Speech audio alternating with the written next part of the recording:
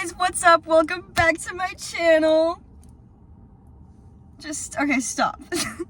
Stop real quick. I know I have not posted in like 2 years, but I'm hoping that this video right here will give a little bit of explanation and clarity to what's been going on. So this video is the story about when I went to rehab and my recovery journey. I would say my recovery story, but in the world of recovery, you're never fully recovered. You know, it's something that you have to work on every single day or else you lose it. And with like drug addiction specifically, you can't just be, you know, abstinent from the drug and then you're off of it. Oh, you can go live a normal life now because you're not using drugs. No, you can be abstinent and still have those bad behaviors and those bad habits and start pouring them over into other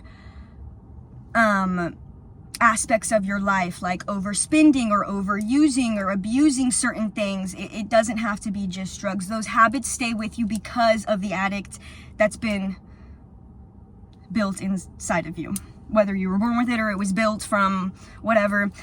Anyways, so I'm gonna try to make this video as least like cut up. I'm gonna try to like not cut the video at all. It's gonna be like basically like a live stream. So shit, let me not ramble on. Where do I start? I don't even know where to start. This is just like, I've been wanting to post this video for so long and I've been waiting for the right time.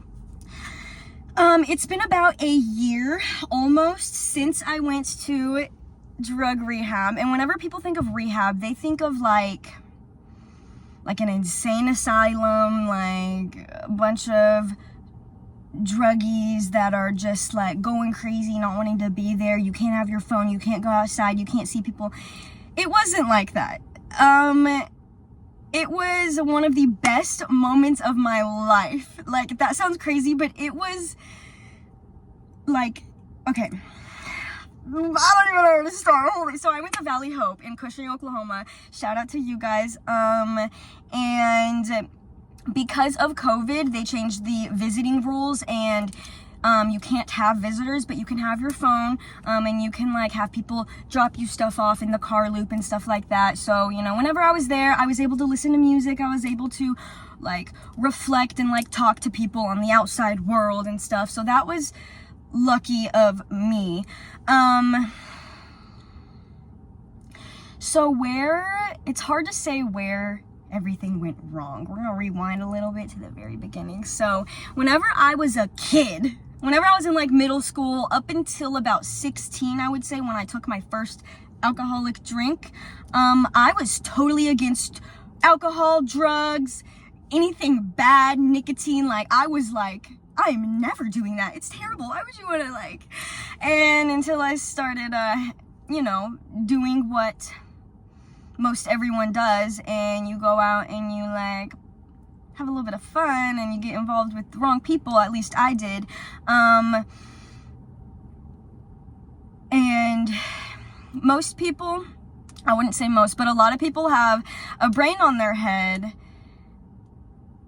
and something in their brain says, oh, these hard drugs are bad, and I have a family that runs in my addiction, so I shouldn't pick it up, and I shouldn't be drinking, and I shouldn't be smoking. But with my brain, mine's like, oh, like everyone else is doing it, so it must be fun, and like, why not if it's there? So I got into a period where I was drinking and smoking, and then the harder stuff came into picture, and it opened up the whole realm of everything. And progressively, while I was using different things, I wasn't addicted to anything, but I was relying more and more on substances to feel okay or to feel happy or to have fun. And that's what led me into what was my DOC, which is drug of choice, and it was actually fentanyl. And I wasn't doing fentanyl willingly. This is honestly what most people, I would say my age, this happens too. Like, this is the format it happens. You're doing something. I was doing pills. They were fake pills, and I was already too deep into it. By the time I realized that it was just pill filler and fentanyl. And so, yeah. I don't want to go in too much of detail here because, I don't know. Rewind. So this was not last summer, but the summer before that. And I was actively doing them. I was, doing it in this form. And it wasn't just the drug that I became attached to, it was the lifestyle. And it was the way that I was using. It was the snorting, really. Also, that came along with it. And whenever I quit, I didn't realize that all of those things were following along. I had to get rid of wanting to live the lifestyle of those people and partying all the time and always getting messed up. I had to lose the desire to want to put things up my nose. I'm gonna get into the story, just let me say this. One of the biggest things that I learned that made it a lot easier to not want to have a desire to use, which it takes a lot of practice, but it's to stop romanticizing the drug. Because whenever I was in rehab, one thing that did make it a little bit more difficult having my phone was that I could look at pictures and videos of me using, and I could look at pictures of the pills that I had, and it would send you in, it would send you into this almost like excitement of like, I don't know, and that's not good. And you cannot romanticize something that is literally a cunning enemy of life. Like, it is so two-sided, it is so devilish. Like, okay, anyways, so I'm on these pills, deep into it, months go by. I was on them for about 9 months. About 6 or 7 months in, I'm like, I realized that I was addicted because I started to feel withdrawals, and withdrawals are undescribable.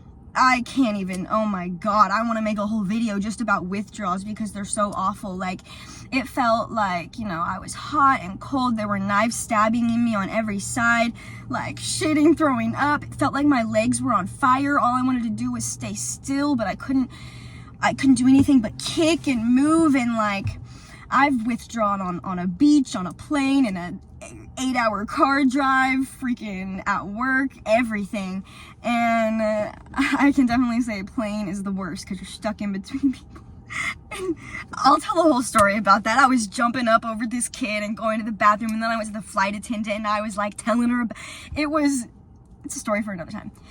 So I felt what the withdrawals were like, and I was like, I'm addicted, and if I don't stop this now, I'm either going to start smoking them, which I absolutely do not want to do, or I'm going to have to do this for the rest of my life because I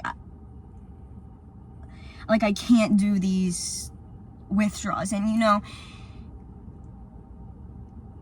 it's okay, my brain, I just have so much to say right now. I just don't even know. It's only been 8 minutes of the video.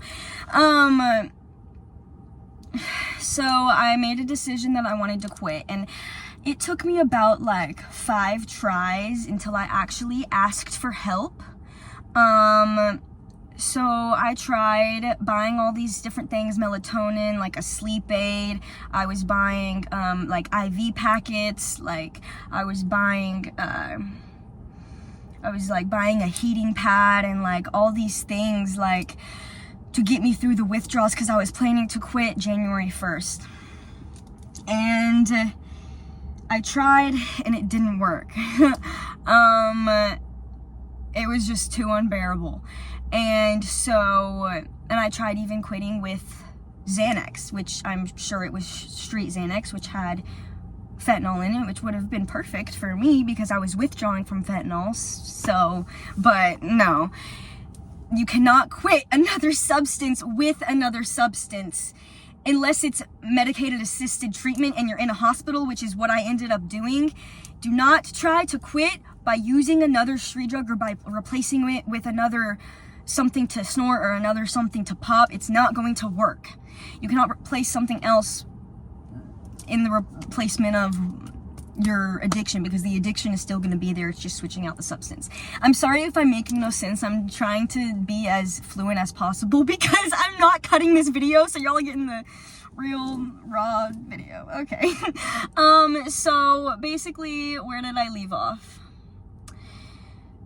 So I tried quitting New Year's and it didn't work. So I was going on a trip to California and I was like, I have to have these pills for when I go on this trip or I'm not going to be able to go. Like, and so I was like, I'll quit after. It's always something. It's always like, oh, well, I'll quit this day. I'll quit after this event. I'll quit whenever they come back into my life. You know, some bullshit. And so I got back and I was like, well, obviously the other things that I bought over the counter weren't working. So I'm going to try to pay a real prescription to get Suboxone. Suboxone is a prescribed like pill that you can get. It has naloxone in it. It blocks the opioid receptors partially. And so it makes it to where if you take an opioid, you are not going to get high. It almost sends you into precipitated withdrawal. So if you're on it, you know, and it also eases the withdrawals if you're coming off of Suboxone. But I ended up taking the Suboxone 12 hours after my last pill. I flushed my last pill down the toilet the next day. It was 12 hours and I was like, I can't do this anymore. I'm about to go into work and so I need to take the Suboxone right now, because you had to be in full withdrawal to take it or else it's going to make things worse, not better. I ended up taking it because I thought I was feeling pretty bad. Because withdrawals usually kick in about 4 hours, and it had been 12 hours. And so I just start feeling awful. I'm like, I can't do this. So I'm like, this is the last straw. I have to ask for help. I cannot do this on my own. It is like deathly. So I text my mom, I call my mom, I'm like, please come home fast. I want to go to the hospital. She's thinking like anything but me being addicted to pain pills. She gets home, she's like, what's wrong? Like, she thought I was pregnant or something. And I was like, I got addicted to pain pills and I need help and I want to quit and I can't. And I didn't know what to do. Then I just started spilling everything. I started spilling everything I've done, all of these issues I've had, how I've been in drug-induced psychosis, how I've got laced with horse tranquilizer and it put me in drug-induced psychosis and I was psychotic for a very long time. And I'll make a video about that because that was crazy. There's so many videos. So then she immediately, like, she had no idea. She took me to the ER. I got an IV. They were talking about putting me in a detox room. I had to wait a whole nother 24 hours. So I was withdrawing. I went back home. And then finally we called this detox center. It's a hospital and they have like a floor for detoxing, and it was towns away, so we ended up driving. I'm like in so much pain, can't move, can't pack a bag. I didn't want to bring anything with me. I didn't want to shower. I couldn't shower. I couldn't get up. I couldn't take my own clothes off. It felt like 5 minutes was like literally like an hour. Oh my God, thinking about it literally makes me want to cry and die and I can't. So we make it to the hospital, and she's doing the tests on me. I'm shaking. I'm like, my pupils are huge because whenever you're on opioids, you know, they go pinpoint, and I hadn't had any, and it's been about 24 hours at this point, I think, or a little over 24 hours, like 48 hours.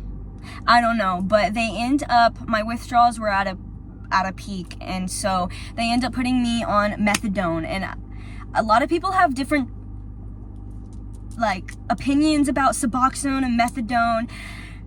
I want to say thank God for the methadone, and thank God that it was through a hospital and that they tapered me down, and it helped the withdrawals tremendously. I was finally able to get at least an hour of sleep within the past days. Like, I was able to finally walk around, and I was able to talk. I was able to get on my phone. I wasn't on my phone for days, and so they tapered me off of that. And don't get it wrong though, the withdrawals, they still lasted. I was still uncomfortable. I couldn't sleep.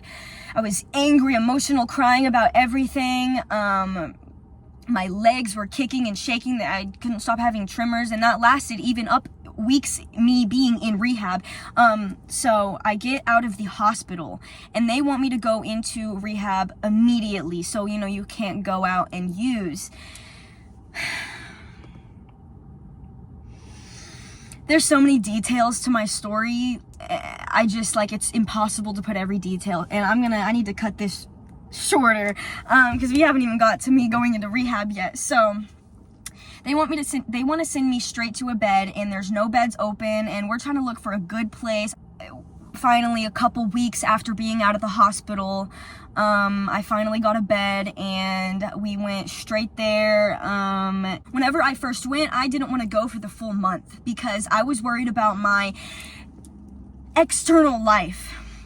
I was worried that people were gonna wonder where I was. I was worried about, you know, my job. I was worried about what people were gonna think. And whenever this comes to your life and you're changing the way that you live, you know, taking a month break from the world is so necessary. Like, it is so necessary. You do not need to care about the outside world and about what other people are thinking whenever your life is in such, like, danger at this point, and you don't even have a life because of the way you're living, because living in active addiction is no way to live. It's not a way of life. And so I wanted to go for 2 weeks, and by the time I hit the 2-week mark and I was in there, and if I would have, I realized, I was like, if I were to leave right now, I would be screwed. And it's almost like the more and more I was in rehab, it was like the more and more I was like, I'm not ready to leave. I'm not ready to leave. And you go through these things called the honeymoon phase, and where, well, that comes after you go through, you know, your whole anhedonia phase, where you nothing's pleasurable and you need to relearn how to have fun again.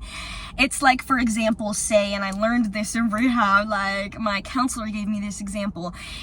If you had a tropical vacation, you get to go with all your favorite people in the world, multi-$1,000 trip, or hundreds of pills in a bag, which one are you choosing? Obviously the trip. But whenever I was in rehab, the immediate obvious answer is the pills, because you cannot do anything without the pills. You cannot live a life at all. You cannot travel, eat, walk, talk, socially, be social at all if you do not have your drug of choice. It becomes above food, sex, water, like everything. It is your number one priority of how to live, and that is literally the brain chemicals changing, relying on this substance. And I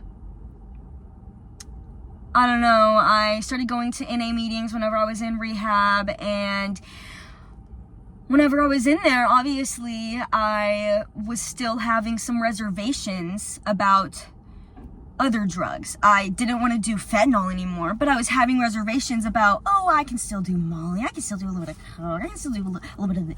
No, you can't. You can't, because that is part of the addiction. Like I said in the very beginning of this video, part of my addiction was the lifestyle, and that is keeping me in my addiction.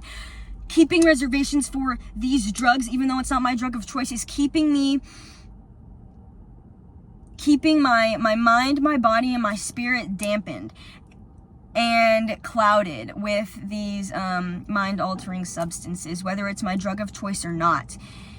It's definitely an addiction, putting things up my nose. It is definitely addiction, living in the lifestyle of being around these people that are using and staying out all night and literally just partying, and we share drugs and we have fun and I got your back. No. Oh, I just sit here and I really cringe, and I really am so thankful for where I am today, and that I'm seeing things in such a different perspective, because whenever I was in rehab, I would tell my people and my counselor, like, I don't understand how someone can live a sober life. But I did that all through my life when I was growing up until I took my first drink of alcohol. How did I do that? It's because I had a brain that was purely reliant on my own heart and my own desires to be happy, not dependent on any sort of drug to be happy or needing a drug to stimulate a situation. And my issue is I'm always wanting to be stimulated. I'm always looking for the next best thing, and it is never enough, and it will never be enough for me. And that isn't something that I learned in rehab. That is something that I already knew. I'm always looking for the next best thing, and I need to slow down. And I want to make more videos about that too, about like a whole spiritual journey, and the things that I do to kind of ground myself and realize how special this life really is, and how using drugs, even just if it's socially, how dangerous and detrimental that can be to your mind, body, and spirit. And for me personally, I think one of the biggest, the hardest things is changing the lifestyle. You know, you can't be too confident when getting out of rehab or when first quitting your drug, because you get that honeymoon phase and you're like, oh, this feels great, I'm off drugs, like this is so amazing, because you're starting to do the things that you were never able to do when you were on drugs. And then something bad happens, and immediately you're like thinking about your DOC again, or any sort of way to numb how you're feeling temporarily. But something that you need to know is that no feelings ever last. Whether you're inducing yourself with a feeling of a substance, that's not going to last. Good luck. Whether you're angry, that feeling's not going to last. So don't go and pick up so you can feel better, because that's not going to last either. And I don't know what I've said and what I've not said. I feel like I'm just rambling on, but yeah, one of the hardest things is changing the people that I'm around, and actually saying no when it's being offered. It's one thing to not go and buy it yourself and to go out and put yourself in those situations, but drugs and people that are abusing things will always be around you. It'll always be in this world. You're gonna run into it. It was hard in the beginning when I first got out to say no when it was being offered. I said I could say no when I cannot go and buy them myself, but if it's being offered, how am I gonna say no to free drugs? And so I started doing them. I would have some slip-ups, and that didn't get me anywhere, and I was like, why am I still saying yes and having the same end result and not doing anything about it? Why did I get out of rehab and I'm having the same habits and the same wantings, and it's not doing anything for me? Even though I don't want to say no whenever there's a line in front of my face, I'm going to next time to see what's different. I'm finally to the point where I'm gonna see what this saying no to drugs is all about. So I was in a situation where I was in a car, and there were a bunch of people. We were squished, and there was the phone with a bunch of lines on it, and someone goes, oh, it's your turn, bro, hands me the phone. I was like, I gotta go. And I said, can you get out? Because I was in the middle. So I made these people get out while there was like drugs on the phone. And I got out, and I was like, I'm okay. I don't want to do that. And so I said no, and that feeling of saying no to something that I wanted to do that is so detrimental to my life, I still feel that high from saying no today. I can feel it right now. And it might not be as, extreme of a high as if I were to do that, but it definitely equals out if you put it like long term. That feeling of it lasting is way better than that feeling of an unnatural, over the top high. And living a sober life, I never thought it would be possible. Of course, I never would take back any of the things I do, because now I have all this knowledge and I have these experiences, and I want to be able to help people who go through drug psychosis and go through addiction problems. Whenever I actually started vaping, I started hitting nicotine whenever I was in rehab, and I quit that after about 6 months. So I quit that in August, I believe, a few months ago, 4 months ago, I don't know. And I hope that this video will make one person have a thought in their brain that it's okay to ask for help, and if you don't want to be doing this, I think that asking for help is the best way to go about bringing your life back and gaining recovery skills, because trying to quit on your own, it is possible, but it will make things a lot easier if you go somewhere where you put yourself in a situation where you challenge yourself and you do what you don't want to do and you learn all these things that you didn't know. Honestly, I almost feel like I've learned more in that month that I was in rehab than I have my whole life in high school. And there's so much more that I want to just talk about, but it's been 30 minutes, so I'm going to end this video here. But I cannot wait to post another video about this. Let me know what you guys want to hear. I don't know. Follow me on TikTok, Instagram, _Brooke Sanchez.